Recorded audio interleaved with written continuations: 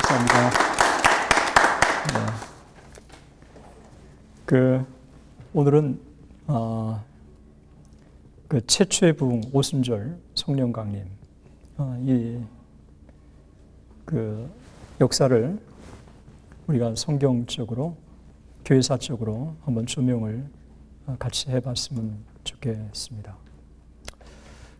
제가 대구에서 단체에서 하는 큰 컨퍼런스에 좀 강사로 와달라고 그래서 제가 바쁘지만 제가 갔었습니다. 가서 부흥을 사모하는 그룹이었는데 그 부흥이 뭔지, 평양 대부흥 운동이 뭔지를 물어보는데 참석한 사람들이 전혀 몰랐어요. 부흥을 사모하면서 부흥이 뭔지도 모른다. 부흥이 뭔지도 모르면서 부흥을 사모한다. 저는 참 이상했어요. 우리가 믿는 하나님에 대해서 정확히 알면 알수록 우리가 믿는 그 하나님에 대한 신앙은 더 분명해지고 깊어진단 말이죠. 우리가 이제 부흥을 사모하는데, 또 부흥을 우리가 꿈꾸고 기도하는데, 부흥이 무엇인지를 우리가 안다면 우리가 정확히 그 부흥에 대한 이해뿐만 아니라 더욱더 사모하는 동기가 더 클 거라고 보여지는 것입니다. 우리가 성경으로 돌아가자. 그리고 기회가 있을 때마다 초대교회로 돌아가자라고 얘기를 하는데, 저도 평양 대부흥 운동을 쓰고 또 부흥에 대한 것들도 계속 연구를 하면서 제 마음속에 정말 부흥이 뭐냐, 참된 부흥이 뭐냐라고 하는 이 관심사가 저를 지배해 왔어요. 제가 마침 작은 교회를 7년 동안 섬기게 됐는데, 그 7년 동안 작은 교회를 섬기면서 수요일마다 거의 5년에 가깝게 사도행전을 제가 강의할 수 있는 시간이 주어졌습니다. 5년 동안 강의를 하고 그것을 또 정리하고, 그리고 부흥이 무엇인지를 쭉 연구를 해가면서 다시 저는 사도행전을 보기 시작했어요. 사도행전을 보기 시작하면서 최초의 오순절 사건이 부흥이었다라고 하는 존 스타트의 이야기에 제가 힌트를 얻었고, 그리고 사도행전을 다시 제가 쭉 보면서 다른 관련된 문헌들을 제가 보기 시작을 했습니다. 우리가 교회사적으로 일련의 흐름들을 여러분 이해하실 필요가 있습니다. 그것은 오늘날 최근에 왜 부흥에 대한 관심과 성령론이 다시 복고되고 있는지, 그리고 왜 사도행전의 이와 같은 오순절 최초의 성령의 역사가 중요한지, 우리가 이 부분을 우리가 이해하기 위해서는 아주 간단하게 기독교 2000년의 이 소위 중요한 주제들의 흐름을 여러분이 이해하시면 좋겠습니다. 초대교회가 생겨나고 최초의 관심사 주제는 뭐였느냐 하면, 그것은 소위 삼위일체와 그 기독론 문제였습니다. 우리가 믿고 있는 예수 그리스도가 정말 완전한 인간, 완전한 하나님이시라면, 그러면 하늘에 계신 우리가 믿는 하나님과의 관계는 무엇인지 라고 하는 이 삼위일체의 문제가 최초에 등장한 문제였습니다. 325년 니케아 회의에서 예수 그리스도는 완전한 인간, 완전한 하나님으로라고 함으로써 소위 삼위일체의 이 부분은 기본적으로 확정이 됐습니다.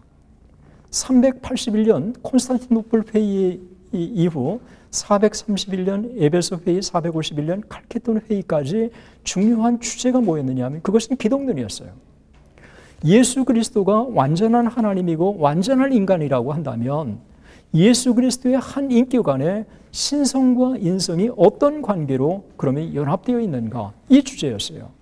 이게 451년에 예수 그리스도의 한 인격 안에는 신성과 인성이 혼합되지 않고, 그리고 혼돈되지 않고, 그리고 분리되지 않고, 그리고 분열되지 않고 하나로 연합되었다라고 결정함으로써 소위 이 신성과 인성, 이 문제는 해결이 됐습니다. 소위 삼위일체의 문제와 기독론의 문제는 초대교회 최대 이슈였는데 이것이 정착되기까지는 300년의 세월이 흐르게 된 것입니다. 이제 종교개혁에 오면서 종교개혁의 최대 주제는 구원론의 문제였습니다. 그러니까 믿음으로 말미암아 의롭다함을 받는다고 하는 이 구원론의 문제가 종교개혁의 최대 이슈였는데 이 최대 이슈였던 이 문제가 소위 종교개혁의 시대, 우리가 잘 아는 1517년 이제 10월 31일 이제 그 비텐베르그에서 95개 조항을 내걸면서 시작됐던 게 1648년, 소위 30년 전쟁이 지나면서 이때 소위 종교개혁 시대는 마무리됩니다. 이 시대 동안에 기독론의 문제는 해결이 딱 되는 것입니다. 이 기독론의 문제, 삼위일체 문제와 그 다음에 이어서 진행되었던 소위 신성과 인성의 이 양성의 문제, 그리고 종교개혁 시대에 이르러서 구원론의 문제가 해결이 되고 나서 이제 20세기 들어와서 최대의 주제가 성령론이었습니다. 이 성령론의 문제가 계속해서 이제 20세기의 중요한 주제 중에 하나입니다. 이 성령론의 문제와 더불어서 역시 자연스럽게 등장할 수밖에 없는 게 이 부흥이라고 하는 주제가 역사에 등장하게 되는 것입니다. 제가 바라건대 하나님의 교회가 정상적인 교회라고 한다면, 그리고 정말 주된 문제에 관심을 갖는 교회라고 한다면 역시 이 성령론의 문제는 당분간 중요한 주제가 될 거라고 여겨지고, 이 중요한 문제는 시간이 지나면서 또 하나님의 구원의 역사 속에서, 섭리 속에서 해결될 거라고 저는 보아지는 것입니다. 어떤 시대의 흐름을 여러분들이 이해하시면서 오늘날 이 성령론의 문제와 이 소위 부흥의 문제는 자연스럽게 중요한 이슈로 등장할 수밖에 없고, 교회사 속에서 나타났던 부흥에 있어서 가장 중요한 본질, 하나의 모델을 찾을 수 있다면 역시 오순절 사건에서 우리가 그 모델을 찾을 수밖에 없다고 보아지는 것입니다. 그러면 우리가 AD 30년에 예수 그리스도가 십자가에 달려 돌아가시고 그리고 부활하셨다고 그렇게 초대교회 문헌들은 증언을 하고 있습니다. 이 AD 30년에 우리가 또 하나의 그 교회사적으로 가장 중요한 사건이 있다면 역시 오순절 성령 강림의 사건이라고 볼 수가 있는데, 이 오순절 성령 강림의 사건은 왜 그렇게 중요하냐라고 했을 때 몇 가지를 저는 좀 들 수가 있습니다. 먼저 주님의 약속의 성취였다고 하는 것입니다. 우리 예수님께서 공생의 3년 동안에 제자들에게 내가 올라가는 게 너희들에게 유익이다. 내가 올라가면 보혜사를 너희에게 보내겠다. 이 보혜사를 너희에게 보내면 이 보혜사가 영원토록 너희와 함께 할 것이다 라고 하는 것을 우리 주님이 제자들에게 약속해 주셨어요. 심지어 승천하시면서도 제자들에게 예루살렘을 떠나지 말고 약속한 이 보혜사를 기다리라고 했어요.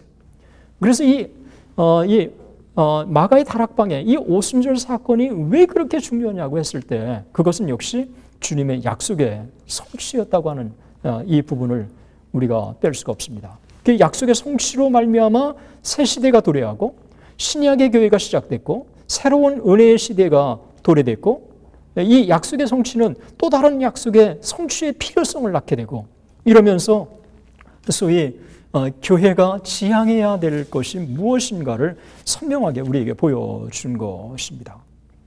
또 하나 이 오순절의 사건이 중요한 것은 그것은 한 시대의 종말을 고하고 새로운 시대의 도래를 알리는 사건이었다는 것입니다. 이 제자들은 예수님이 떠나는 것이 떠나는 것이 너에게 유익이라고 하는 말을 제대로 알지 못했어요. 그런데 이 오순절 성령 강림의 사건을 통해서 그들이 성령의 충만한 사건을 경험하고 나니까 소위 예수님이 하신 말씀들이 하나 둘씩 깨달아지기 시작했고, 그리고 예수님이 자기들과 함께 하신다고 하는 것들을 구체적으로 느끼기 시작한 것입니다. 예수님께서 너희가 내 안에 거하고 내 말이 너희 안에 거하면 무엇이든지 구하라.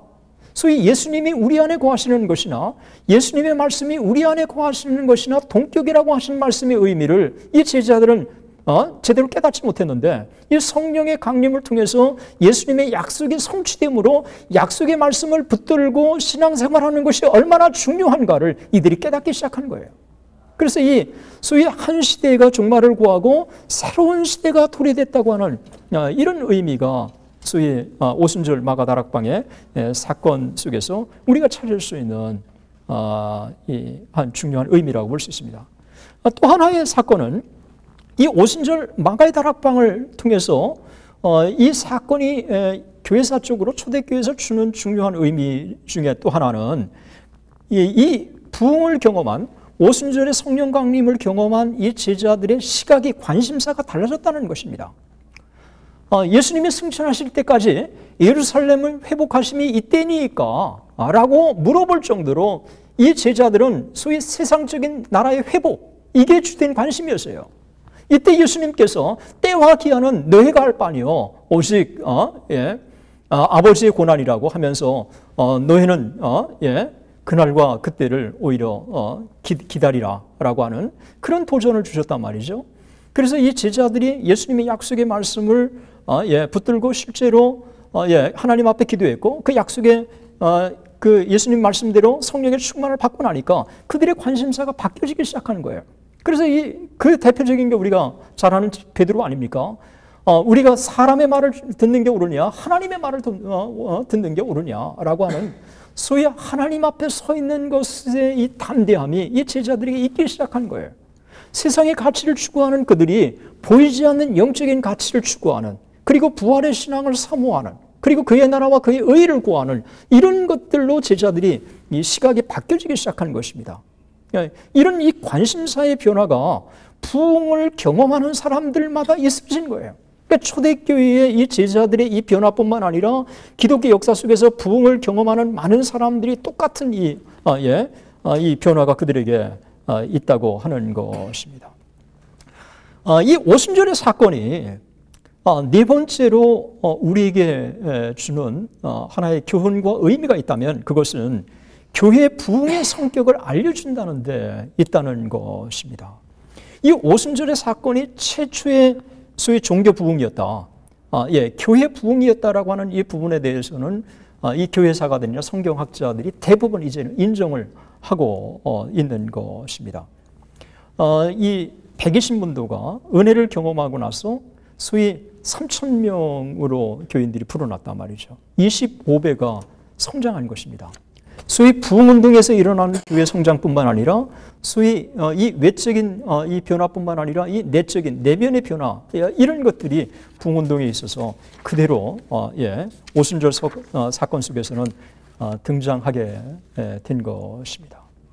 자, 우리가 이제 어떤 면에서 그러면 이 오순절의 사건이 최초의 부흥의 사건이라고 할 수 있느냐라고 할 때 저는 네 가지를 지적을 하고 있습니다. 먼저 성령께서 공동체에 초자연적으로 임하셨다는 것입니다.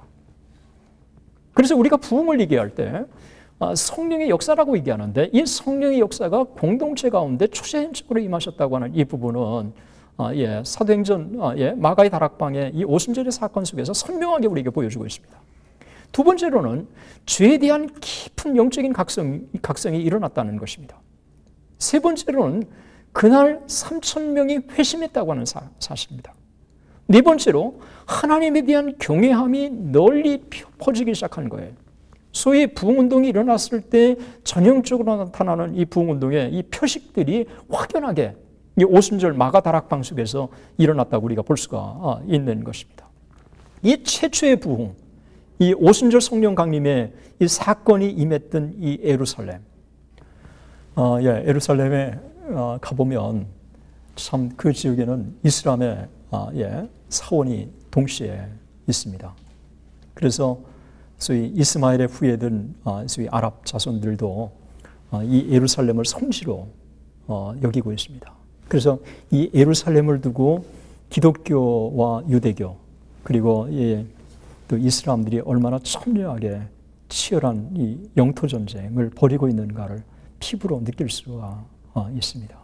사실 이 예루살렘을 통해서 벌어지고 있는 오늘날의 이 중동 전쟁, 이거는 제가 볼 때 죄송합니다만 주님이 오실 때까지 끝없이 계속될 거라고 여겨지고, 이런 면에서 우리가 참 이 부분에 있어서 진정한 평화가 도래할 그날이 오기를 사모하지만, 참 인간적인 이 약함 때문인지 몰라도 주님이 오실 때까지는 참 실현될 것 같지는 않습니다.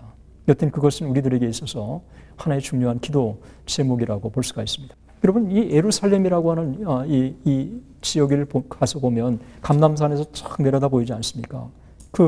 이 예루살렘이라고 하는 것은 소위 약속과 성취가 구원사에서 끊임없이 이루어졌던 이 진원지였어요. 구약을 보면 예루살렘의 이 살렘왕 멜기세덱의 성이었고, 그리고 믿음의 조상 아브라함이 독자 이삭을 번제로 드렸던 곳이고, 다윗이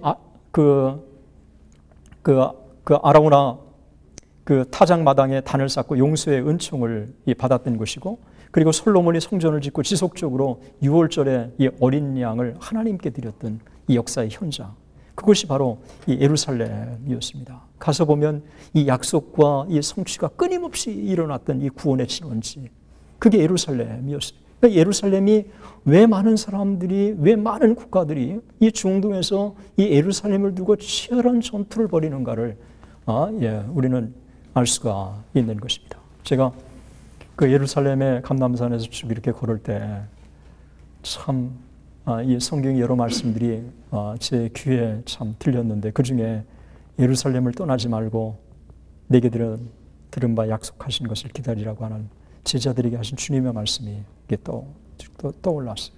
가이드의 안내를 받으면서 또 거기에 있는 고세진 박사님의 도움을 좀 받으면서 그 마가의 다락방이 일어났던 그 성령 강림이 있었던 마가의 다락방, 오늘날 물론 추종하는 것이지만 그것을 갔다 왔는데, 이 마가의 다락방은 예루살렘 성에서 걸어서 10분 거리밖에 되지 않는 것입니다. 그리고 이 마가라고 하는 이 인물은 그 성경학자들이 예수님이 잡히실 때 멀찍해서 그를 쫓아갔고, 그리고 사도 바울의 전도 여행에 동참했고, 그리고 성령의 감동으로 이 마가복음을 저술한 사람이 바로 마가라고 그렇게 보고 있습니다. 그리고 베드로가 옥에서 나와서 그 찾아갈 만큼 이 마가의 어머니 마리아는 제자들에게 신뢰를 받았던 인물이라고 그렇게 여겨지고 있어요. 그래서 이 마가의 다락방에는 120명이 한꺼번에 모일 수 있는 그런 공간의 장소가 있었다고 그래요. 그래서 이 마가의 다락방에는 예수님이 최후의 만찬을 가졌던 바로 그 장소라고 또 성경학자들은 그렇게 보고 있습니다. 이 마가의 다락방에 120문도가 주님의 약속의 말씀대로 기도하기 시작한 거예요. 그런데 소위 예수님이 승천하시고 나서 이들이 계속해서 기도하고 며칠 만에 그 응답을 받았죠? 열흘 만에 응답을 받았죠. 역시 엘리트들이 모였네요. 그런데 열흘 만에 응답을 받았는데, 열흘 동안 약속을 정해놓고 기다리라고 그렇게 한 게 아니고, 언제 주님의 약속이 성취될지도 모르고 계속해서 간절히 기도해왔는데 열흘 만에 성취된 거예요. 그러니까 이들이 주님의 약속을 붙들고 얼마나 사모하면서 하나님의 은혜를 간구했는가를 보여주고 있는 거예요. 이 부분은 참 중요한 것입니다.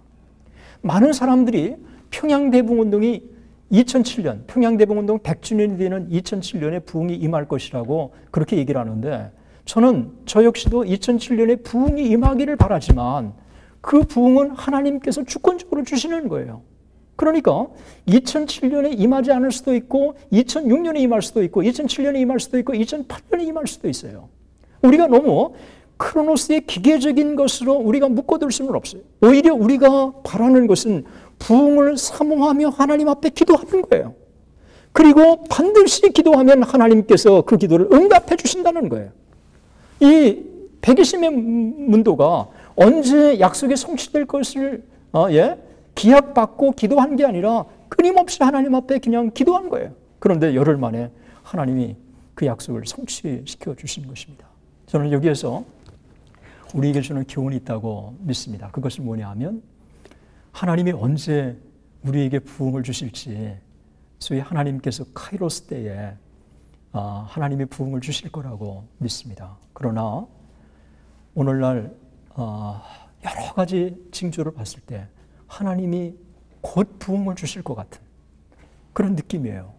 그리고 여기저기서 그런 무리들을 하나님이 또 많이 세워두셨다고 믿습니다. 그래서 우리가 흔들리지 않고 하나님 앞에 지속적으로 우리가 기도했으면 참 좋겠습니다. 이 소위 성령 강림의 역사가 나타났던 이 오순절의 이 날은 아주 중요한 날입니다. 그것은 6월절에 어린 양으로 오신 우리 주님이 구속의 사역을 완성하신 초실절부터 50일째 되는 날이에요. 그래서 이 날은 겨울 농사를 끝내고 여름 농사를 시작하는 의미 있는 맥추절, 그리고 종교적으로 모세가 율법을 받은 이 역사적인 오순절에 보혜사 성령께서 임하신 것입니다. 이런 참 이 최초의 부흥이었던 이 오순절 성령 강림의 이 사건은 우리들에게 어떤 면에서 모델이 되느냐는 거예요. 저는 이 오순절 성령 강림의 사건을 통해서 부흥이 일어날 때 어떤 현상이 나타나는지, 또 부흥의 특징이 뭔지를 제가 이 사건을 통해서 제가 분석하고 제가 발견을 했습니다. 그것은 우리가 몇 가지로 볼 수 있는데, 첫 번째가 성령 강림에 대한 간절한 사모함이 이들 가운데 있었다는 것입니다. 이 120문도가 마가의 다락방에서 예수님의 약속을 그대로 믿고 한 곳에 모여서 이 약속의 말씀이 성취되기를 기대하면서 하나님 앞에 기도했어요. 거기에 모인 사람들은 신분을 초월하고 나이를 초월하고 성을 초월하고 성경을 보면 더불어 마음을 같이하여 전혀 기도에 힘썼다고 얘기를 하고 있어요. 그러니까 마음을 같이 했다고 하는 것, 더불어라고 하는 함께라고 하는 것, 그리고 전혀 기도에 힘썼다고 하는 것, 이들이 얼마나 약속을 기다리면서 하나님 앞에 간절히 기도했는가를 보여주고 있는 것입니다. 이 사도행전을 기술했던 의사 누가는 누가복음이나 그 기록에 보면 의사 누가가 얼마든지 부르는 자들에게, 구하는 자들에게 성령을 약속해 주셨다고 그렇게 누가복음 11장 13절에 보면 악할지라도 자식에게 좋은 것으로 줄 줄 알거늘 하물며 너희 천부께서 구하는 자에게 성령을 주시지 않겠느냐. 의사 누가가 이 사건을 이야기할 때 뭘 염두에 뒀겠느냐는 거예요. 저는 마가의 다락방에 충만히 임했던 이 오순절의 이 성령의 강림의 사건을 마가가 염두에 두고 하물며 너의 천부께서 구하는 자에게 성령을 주시지 않겠느냐라고 자신 있게 얘기했다고 저는 보아져요. 그래서 우리가 하나님의 은혜를 간절히 사모하고 또 하나님 앞에 이 부흥을 달라고 이 120문도처럼 하나님 앞에 기도하면 그 기도는 반드시 하나님이 응답해 주실 거라고 믿습니다. 우리가 여기에서 또 하나 우리가 얻을 수 있는 교훈은 회개를 촉구하는 말씀이 담대하게 선포됐다고 하는 것입니다. 베드로가 이날 외친 메시지의 핵심은 오순절 성령 강림이 성별, 연령, 계층을 초월해서 성령을 부어주시겠다고 하는 요엘 선지자가 약속한 예언이 성취됐다는 거예요. 그래서 성령이 오심으로 마지막 날이 임했고, 그리고 이제 초림과 재림 사이에 성령의 시대가 도래되었다고 하는 사실을 선포한 것입니다. 이 오순절의 사건은 단순한 약속의 성취가 아니라 예수 그리스도의 십자가의 보혈을 통해서 구속이 성취되었고 신약의 교회 태동을 알리는 신호탄이었다는 거예요. 1차 대각성 운동의 주역이었던 조나단 에드워즈, 그가 노댐프턴 할아버지 스토다트의 교회를 자기가 맡으면서 그는 다른 얘기를 하지 않았습니다. 성경에 있는 그대로 메시지를 외쳤어요. 정말 지금도 어떻게 많은 회중들 앞에서 그렇게 원색적으로 복음을 외칠까라고 할 만큼 회개를 촉구하는 메시지였어요. 그 메시지가 일관되게 계속해서 그들 가운데 심령을 때리기 시작하는데 그들 가운데 메시지에 대한 놀라운 반응이 일어난 것입니다. 2차 대각성 운동에 제가 기록을 보니까 한 교회에서 정말 바른 교리를 외치는 이 메시지를 1년 동안 외쳤다고 그래요. 1년 동안 외치고 나니까 이 영적인 각성 운동의 움직임이 일기 시작하면서 그들 가운데 회개 역사가 나타났다고 하는 기록을 제가 찾았어요. 그러니까 이 사도행전의 오순절 사건 속에서 그냥 놀라운 약속의 말씀이 그냥 성취된 게 아니라 이 베드로가 메시지를 통해서 그들에게 회개를 촉구하는, 그리고 요엘 선지자의 이 메시지가 오늘날 이 시대에 어떤 의미가 있는가를, 그리고 그 메시지가 우리 가운데 성취되었다고 하는 사실을 그냥 담대하게 선포하는 거예요. 이걸 선포하면서 그 메시지에 대한 반응이 일어나는 것입니다. 오늘날 교회가, 저는 한국 교회가 다시 프로그램 중심의 교회에서 저는 말씀으로 돌아가야 된다고 생각을 해요. 그래서 이 말씀이 담대하게 외쳐질 때마다 그 메시지에 대한 놀라운 반응의 역사가 나타나지 않았습니까? 경건주의 운동이 다른 게 아니잖아요. 경건주의 운동이 소그룹을 통해서 말씀을 공부하니까 이 말씀을 통해서 영적인 각성 운동이 일어나지 않습니까? 사경의 운동이 뭐예요? 사경의 운동이 일어나는 곳마다 성령의 역사가 있었는데, 사경이라는 걸 오전에 성경을 공부하고 정오에는 기도를 하고 오후에는 전도를 나가고, 전도한 사람을 대상으로 저녁에는 전도 집회가 열렸잖아요.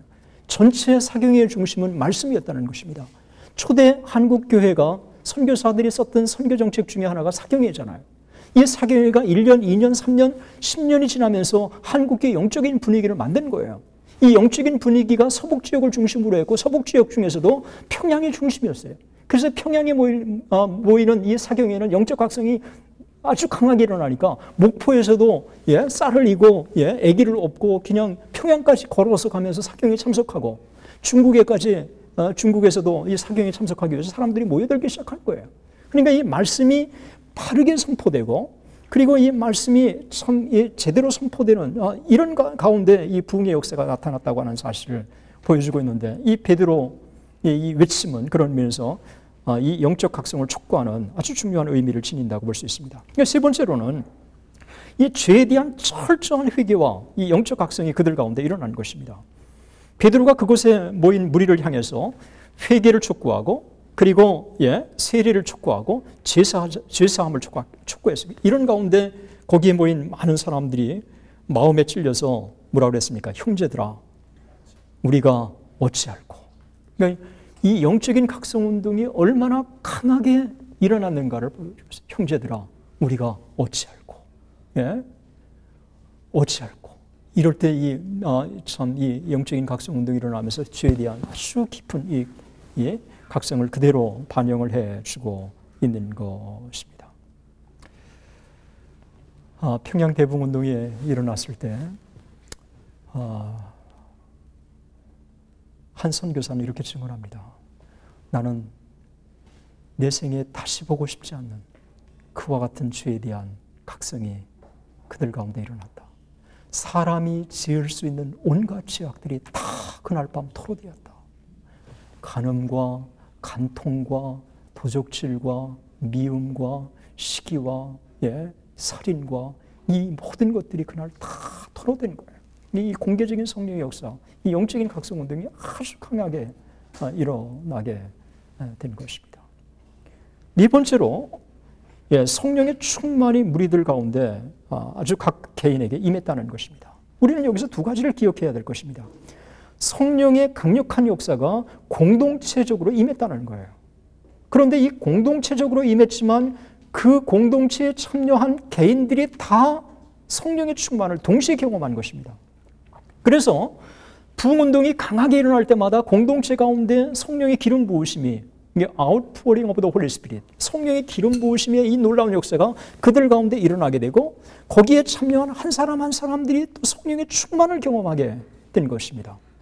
이게 오순절 마가의 다락방에 우리에게 그대로 보여주고 있습니다. 하늘로부터 급하고 강한 바람 같은 소리가 있어 온 집에 가득한 것. 불의 효같이 갈라지는 것이 목도되었고, 현장에 있던 이들 모두가 방언으로 말하는 이런 역사가 있었어요. 이게 성령의 초자연적인 역사가 있었지만, 이보다도 더 의사인 누가가 그 현장을 목도하고 강조하는 것은 뭐냐면, 거기에 참석한 많은 사람들이 다 성령의 충만을 받았다는 거예요. 술 취하지 말라, 이런 방탕한 것이니 오직 성령의 충만을 받으라. 이 바울 사도가 에베소서 5장 18절에 영적으로 메말아가는 이 에베소 교회를 향해서 유언과 같이 외쳤던 그와 같은 이 외침, 이 바울 사도가 누가를 통해서 직접 목도하고 또 경험했던 것들을 들으면서 이 시대에 가장 필요한 게 뭐냐?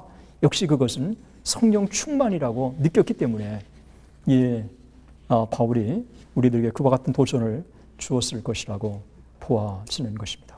이 이후에 보면 초대교회가 제자들의 숫자가 3,000명이나 늘어났습니다. 여러분 120명이 3,000명으로 그 짧은 시간 내에 성장할 수 있는 것.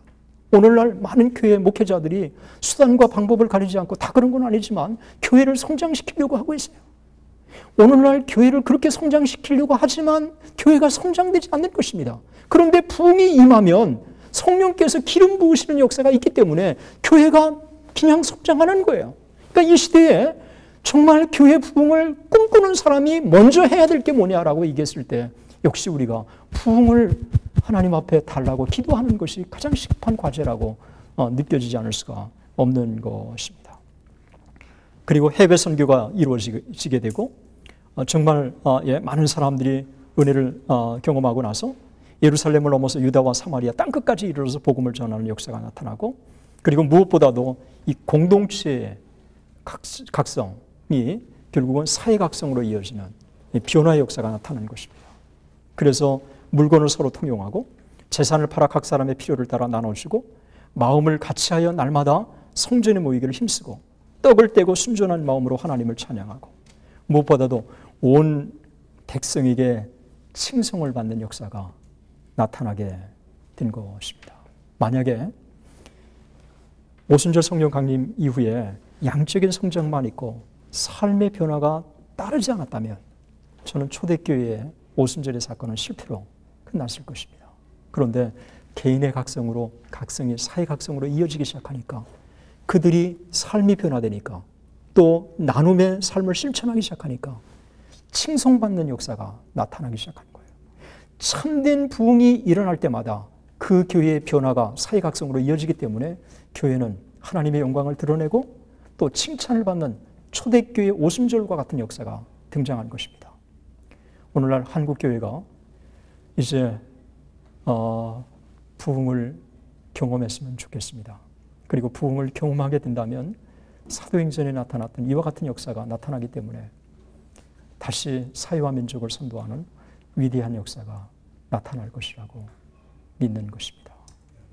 초대교회의 사도행전에 일어났던 오순절의 강력한 부흥의 역사, 최초의 부흥의 역사, 참된 부흥의 모델의 역사, 그와 같은 정말 이 부흥이 우리나라에 다시 일어났으면 좋겠고 그래서 우리나라가 통일이 앞당겨지고 아시아 선교를 책임지고 세계 선교를 책임지는 그날이 우리 가운데 속히 와야 되겠습니다.